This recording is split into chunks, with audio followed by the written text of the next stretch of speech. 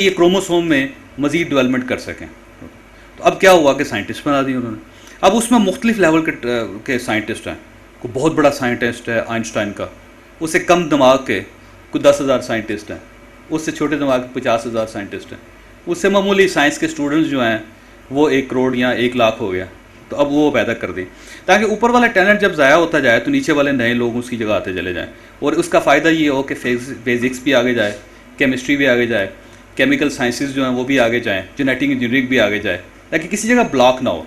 हमारे जितने प्रोफेशन दुनिया में हैं ये जो आगे तरक्की कर रहे हैं तो उसकी वजह ये है कि कुदरत लोगों को पैदा कर रही है और वो नए आइडियाज़ के साथ काम कर रहे हैं सब लोग, और वो काम एक जगह पे जमा होके तो नई शक्ल अख्तियार कर रहा है, और ये सारी कायनात की मशीनरी जो है वो चल रही है। तो हम में से अगर सब 6.5 अरब लोग हैं तो हम में से कोई ना कोई ऐसा प्रोफेशन है अल्लाह ताला ने हमें दिया हुआ, उन 7.5% जीन्स में रख दिया कि जिससे हमने आगे काम करना है और काम करके हमने इस दुनिया को आगे पहुंचाना है। और जब हमारा रोल ख़त्म हो जाएगा और हमारी जगह एक नया बंदा आ जाएगा तो हम फौत हो जाएंगे। नया आदमी आएगा वो हमारा टेक ओवर कर लेगा और वो जहाँ पे हमने काम को छोड़ा है उससे थोड़ा सा आगे लेके चला जाएगा। ये है सारा इस पूरी कायनात का सिस्टम।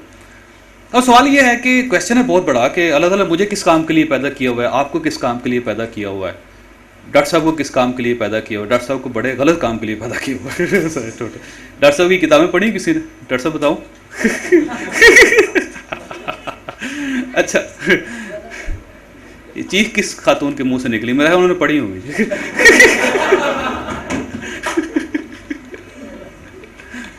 इनका नाम डॉक्टर अरशद जावेद है जी, ये साइकोलॉजिस्ट हैं बड़े मशहूर और हैप्नोटिस्ट हैं। और मैं जब स्टूडेंट था तो इनका बहुत बड़ा इश्तिहार छपता होता था और इनका क्लिनिक था शादमान में, मैं सामने से गुजरता होता था तो मेरा बड़ा दिल होता था कभी इनसे मिलूं। लेकिन बड़ी लेट लाइफ में जब मुझे हैप्नोटिज्म की ज़रूरत नहीं फिर इनसे मुलाकात हुई। डॉक्टर साहब ये बताने वाली नहीं। डॉक्टर साहब ने मुझे बताया जी कि उन्होंने कहा कि मैंने जब अपनी बेगम को किताबें दिखाई तो उन्होंने कहा कि आपको अच्छा काम नहीं कर सकते थे। अच्छा बहरहाल अब मसला ये है जी कि मेरा ख्याल ये है कि सिर्फ दुनिया में 13 प्रोफेशंस हैं, 13 किस्म के टैलेंट्स हैं, 13 टैलेंट्स। उन टैलेंट्स में से किसी एक टैलेंट में हम पैदा होते हैं। अब होता ही है कि हमें पता नहीं चलता कि कुदरत ने हमें किस टैलेंट के लिए पैदा किया था। हम टमक टोइयाँ मारते रहते हैं, कभी हम ये कर लेते हैं, कभी हम वो कर लेते हैं, कभी हम सब कुछ छोड़ के फिर कोई एक नया काम शुरू कर देते हैं और उसी में हमारी ज़िंदगी जो है वो ज़ाया हो जाती है। ज़िंदगी का मेजर पोर्शन जो है हमारा ज़ाया हो जाता है। अल्टीमेटली ये एक बात है कि हम अपने प्रोफेशन में पहुंचते ज़रूर है क्योंकि कुदरत का डिज़ाइन है कि उसने हमें लेके जाना होता है वहाँ हर सूरत। तो वो लेके जाते हैं कुदरत मुख्तलिफ एंगल से घुमा फिरा के हमें। लेकिन जब कुदरत लेके जाती है और हम खुद नहीं जा रहे होते तो हमारी ज़िंदगी का एक बहुत बड़ा पोर्शन जो है वो बगैर सेटिस्फेक्शन के गुजर जाता है, उसमें सेटिस्फेक्शन नहीं होती, कोशिश में जद्दोजहद में हम ज़ाया कर देते हैं। अगर कुदरत के उस फैसले को हम 10 साल की उम्र में, 15 साल की उम्र में, 20 साल की उम्र में समझ जाएँ तो हमारी ज़िंदगी जो है वो सेटिस्फेक्शन के साथ गुजरे, हमें इतनी डिप्रेशन ना हो और हम एक दूसरे के साथ लड़े ना, हमें कंफर्टेबल ज़बरदस्त किस्म की ज़िंदगी गुजारें क्योंकि हमारे गोल्स हमें पता होगा, हमें अपने टैलेंट का पता होगा और उसके मुताबिक जब हम जाएंगे तो एक ज़िंदगी कंफर्टेबल हो जाएगी, एनवायरनमेंट भी कंफर्टेबल हो जाएगा, किसी को हमसे शिकायत नहीं होगी। शिकायत लोगों की इसलिए होती है कि हमें पता नहीं होता कि हमने ज़िंदगी गुजारनी कैसे, यहाँ से प्रॉब्लम्स पैदा हो जाते हैं। तो आपके पास आने का मकसद ये था कि मैं आपको ये बताऊँ कि आप अपने आप को डिस्कवर करें। छोटा सा मैं आपको थीसिस ये ज़रूर दूँगा, 15-20 मिनट का होगा और उसके बाद आपके सारे क्वेश्चंस टैलेंट के बारे में मैं हाज़िर हूँ। इंडिविजुअल भी अगर आप पूछेंगे तो मैं आपको डेफिनेटली गाइड करूँगा कि आपका कौन सा प्रोफेशन है, आपको क्या करना चाहिए। इसमें 13 प्रोफेशंस में एक लीडर होता है जी, ये जहन में रखें कि जितने लीडर्स होते हैं ये बाय बर्थ होते हैं, ये पूरा प्रोफेशन है। और लीडर्स के लिए मैंने आपको पिछली बार यहाँ पे एक छोटा सा मैंने मिसाल भी दी थी आप लोगों को, शायद अगर आप में थे उसमें कोई ऐसा, आप थी? अच्छा, क्या लीडर्स की क्या मिसाल दी थी मैंने? भूल गई है ना? माइक दो यार, इनको याद आ जाएगा अभी। कोई थे?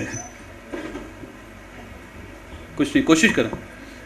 एक ये जहन में रखें, मैं एक ज़िमनी बात, या आप माइक पकड़ें, मैं आपको एक बात बताऊं, ये आप एक जहन में रखें कि हम जो कुछ पढ़ लेते हैं, जो कुछ हम देख लेते हैं, जो कुछ हम सुन लेते हैं वो ज़ाया नहीं होता, वो हमारे दिमाग के किसी न किसी हिस्से में स्टोर ज़रूर हो जाता है, निकलता नहीं है। ये सब हमारा ख्याल होता है कि हमने एक कान से सुन के दूसरे कान से निकाल देने। कुदरत ने इंसान का दिमाग बनाया ही इस तरह है कि इस पर हर चीज़ स्टोर हो जाती है, लेकिन अब ये है कि वो किस पोर्शन में है और हम उसको कितना एक्टिव रखते हैं और किस वक्त एक्टिव करते हैं, ये एक छोटा सा काम होता है। थोड़ा सा मुझे पता है आप बता देंगी क्या, लीडर्स के लिए मैंने एक मिसाल दी थी।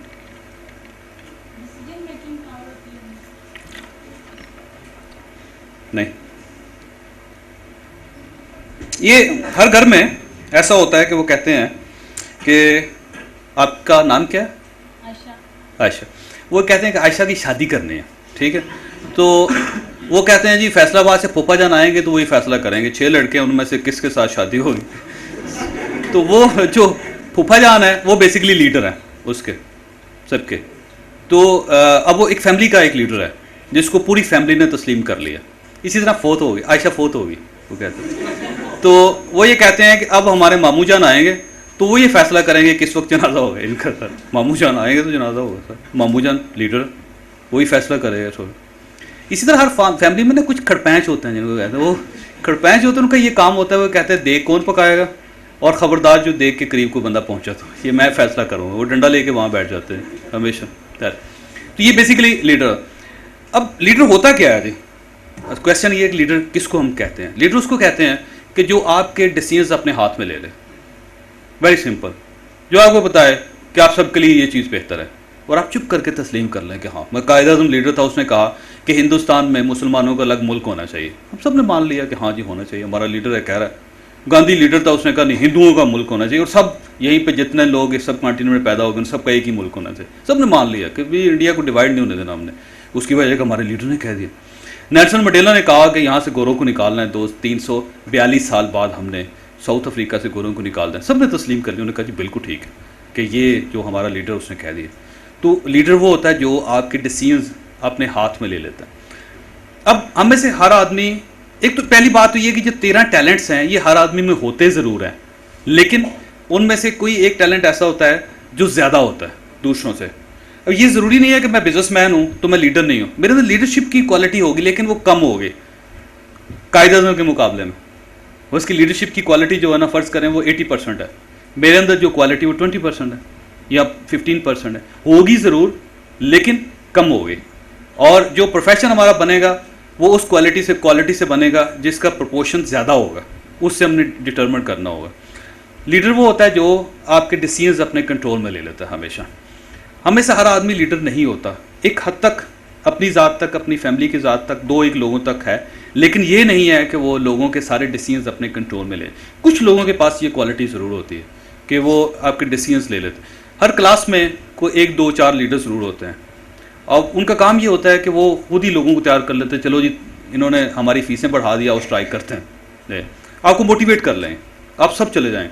उनमें ऐसे लोग भी चले जाएंगे जिनका फ़ीस का प्रॉब्लम ही कोई नहीं, उन्होंने कभी सोचा ही नहीं कि हमारे अब्बा जी ने कितने पैसे जमा करवाए हैं, लेकिन क्योंकि वो क्लास के अंदर एक लीडर है तो उसे सबको कहा कि चलो और कोई बंदा पीछे क्लास में नहीं रहेगा, तो चुप करके लोग जो हैं उसके पीछे चल रहे हैं। अब ये मुख्तलिफ पर्सन, एक फूफा जान टाइप लीडर होते हैं जो एक फैमिली के अंदर हैं।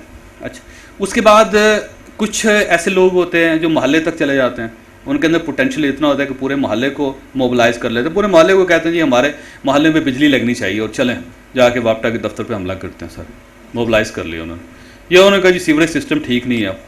अच्छा, आपका नल बिल्कुल ठीक चल रहा है कोई आपके वॉशरूम में कोई प्रॉब्लम नहीं, लेकिन क्योंकि उसने कह दिया मोहल्ले में, वो उसका नाम क्या है, आपका नाम क्या है? फरहान ने कह दिया तो उन्होंने कहा ठीक है जी अब तो जाहिर है हमारा नल चल रहा है या नहीं चल रहा, जाना हमने फरहान के साथ ही है सर। और जो ये कहेगा उसने वो पूरे मोहल्ले को कैप्चर कर लिया और उसकी डिसीजंस अपने कंट्रोल में ले लिए। उसके बाद कुछ शहर के लेवल तक चले जाते हैं, पूरे शहर की शेप बदल देते हैं। कहते चलो, कुछ सूबे के लेवल पे चले जाते हैं, कुछ मुल्क के लेवल पे चले जाते हैं, कुछ इंटरनेशनल फिगर्स बन जाते हैं, पूरी दुनिया के कानून चेंज कर रहे थे क्योंकि पूरी दुनिया के मेजर डिसीजंस वो अपने हाथ में ले लेते हैं। तो लीडर्स जो होते हैं ना, ये एक कैटेगरी है। आपने ये फैसला करना है कि आप लीडर हैं या नहीं हैं। अगर तो आप लीडर हैं तो देन आपको लीडरशिप की बाकी जो तमाम क्वालिटीज़ या एजुकेशन है वो आपको मुकम्मल करनी चाहिए। आपको देखना चाहिए कि दुनिया के लीडर्स क्या करते रहे और मेरा कितना पोटेंशियल है, मैं किस हद तक जो है फसाद पैदा कर सकता हूँ। तो आपने उसके मुताबिक जो अपने आप को एडजस्ट करना है, तो उससे ये होगा कि आपकी ज़िंदगी बड़ी कंफर्टेबल गुजरेगी, आपकी भी आपके साथियों की भी। उसके बजाय आपके अंदर क्वालिटी लीडरशिप की है लेकिन आपने बिजनेस शुरू कर दिया, तो क्या होगा? बिजनेसमैन आप पूरी ज़िंदगी नहीं बन सकेंगे और दूसरे लोगों को आराम से बैठने नहीं देंगे हमेशा, क्योंकि वजह आपके अंदर टैलेंट ही हो रहा है और आप एक गलत जगह पे यूटिलाइज कर रहे हैं। अब क्या होगा कि आप सारा दिन दुकान पे बैठे रहेंगे, ना अपनी दुकान चलने देंगे ना दूसरों की चलने देंगे और अल्टीमेटली डिज़ास्टर का शिकार हो जाएंगे। है ये बात, ये गलत है? क्यों फरहान? बिल्कुल। तो आपने ये डिटरमिन करना है कि आप लीडर हैं या नहीं हैं। अच्छा, साथ साथ मैं आपको फिल्में कुछ रिकमेंड करूंगा। एक फिल्म इंडिया में बनी थी लगान, ये लीडरशिप पर बनी हुई फिल्म है। ये यही काम करता है एक बंदा, वो क्या करता है, उसको क्रिकेट खेलना नहीं आता लेकिन उससे कहा मैं टीम बनानी, ठीक, तो वो क्या करता है, वो कोई गंजा है, कोई लंगड़ा है, कोई मूछों वाला है, कोई सुस्त है, उन सब के 11 बंदे इकट्ठे करके टीम बना सकते सारा टोटल। अब ना लीडर को खेलना होता है ना उनके प्लेयर्स को खेलना होता तो, लेकिन वो क्या करता है कि वो तैयार करके सबको, वो गोरों की ऑर्गेनाइज्ड बनी बनाई टीम को हरा देते हैं। इसको कहते हैं लीडरशिप। एक फिल्म है एंथनी हॉपकिन की, दी एज। इसमें भी एक दो बंदे हैं, वो दो आखिर में रह जाते हैं, एक लीडर बन जाता है उनका सारा, और वो उसको एक बहुत बड़ा, किसी ने देखी फिल्म ये? किसने देखी? एच दी एच नहीं देखी? बहरहाल इसको देखें, इसमें आपको पता चलेगा कि लीडर जो होता है ना, एक करता क्या है कि अगर वो एक भी रह गया है या उसका एक सबॉर्डिनेट भी है तो वो एक मेजर डिसीजन कर लेगा, उसको तैयार कर लेगा कि आओ दोनों मिल के रीछ को मारते हैं, बियर होता है उसको मार देते हैं वो, जो जिससे उनकी जान को खतरा होता है। तो ये आपने ये डिसीजन करना है कि क्या आप लीडर हैं या नहीं हैं। एक जिंदा मिसाल जो है ना वो इमरान खान की है, आपके सामने मैं रखता हूँ। इमरान खान लीडर है बेसिकली।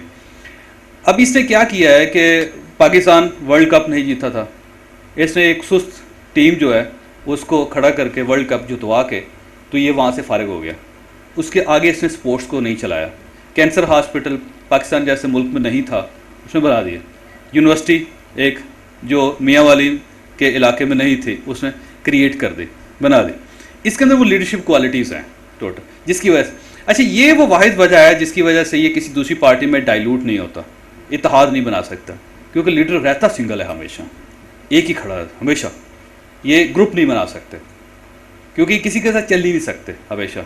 इसका ये कमाल होता है। अगर एक लीडर, एक क्लास में एक लीडर है या एक फैमिली में एक फूफा है तो एक ही होगा फूफा, दूसरे फूफे को जिंदा नहीं रहने देगा कभी हो छोटो के मैं ही हूँ और मैंने डिसीजन करना। तो इसी तरह क्लास में एक जो मेजर 2-4 लीडर होंगे ना जी, उसमें से एक जो होगा वो उनको टेक ओवर कर लेगा सबको, बाकी सबको भगा देगा उधर से, किसी की टांग तोड़वा देगा, किसी को घर भिजवा देगा, किसी के खिलाफ कंप्लेन करवा के उसको फारिग करवा देगा, रहेगा एक ही। ये एक उसके अंदर ये चीज़ होती है कि मैं ही हूँ बस टोटल। अच्छा, ये आपने फैसला। इसी तरह बिजनेसमैन, दूसरी कैटेगरी बिजनेसमैन की, कि बिजनेसमैन बाई बर्थ होते हैं, इनको कुदरत ने सेंस दी होती है बिजनेस की। ये फ़ौरन अंदाज़ा लगाते हैं कि मैंने 10 रुपये लगा के 50 रुपये कैसे कमाने, और 10 रुपये भी मैंने किससे लेने हैं, अपने नहीं खर्च करने। यही वजह है कि दुनिया के तमाम बड़े सक्सेसफुल बिजनेसमैन जो अपनी एजुकेशन मुकम्मल नहीं कर सके, उसकी वजह ये थी कि जब वो क्लास में बैठते हैं उन्हें महसूस होता है कि ये जो हमें अकाउंटिंग पढ़ाई जा रही है इसका कोई फ़ायदा नहीं, सब बकवास है, तो मुझे फौरी जब अपना काम करना चाहिए। वो क्लासें छोड़ के भाग के और अपना बिजनेस शुरू कर देते और आगे निकल जाते। दुनिया का कोई बड़ा बिजनेसमैन किसी हार्वर्ड कॉलेज से, हार्वर्ड यूनिवर्सिटी से, कैम्ब्रिज से, ऑक्सफोर्ड से डिग्री लेने के बाद बिजनेसमैन नहीं बना।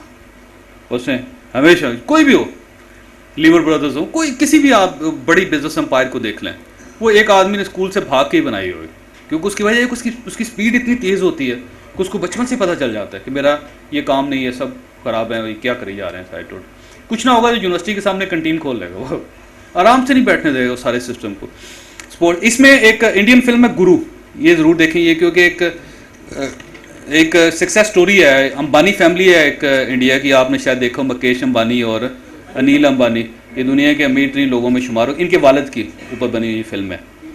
तो जो ये बेसिकली आपको बताएगी कि एक बिजनेसमैन की स्पीड कितनी तेज़ होती है।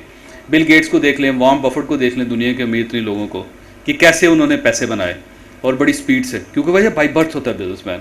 ये आप इसको ज़रूर देखें। अच्छा, एक और मैं जल्दी आपको बताता हूँ कैटेगरी, उसके बाद हम बात करें। स्पोर्ट्समैन जो होता है बाई बर्थ स्पोर्ट्समैन होता है, और आपने देखा होगा कि किसी ने किसी को कुछ नहीं सिखाया होता, किसी स्पोर्ट्समैन को। अब्दुल कादर को अब्दुल कादर मौलवी का बच्चा था और इसके पास ट्रोज़र नहीं था, खुद उसने मुझे बताया वो कहता है शलवार के अंदर मैं कमीज डाल लेता तो खेलता।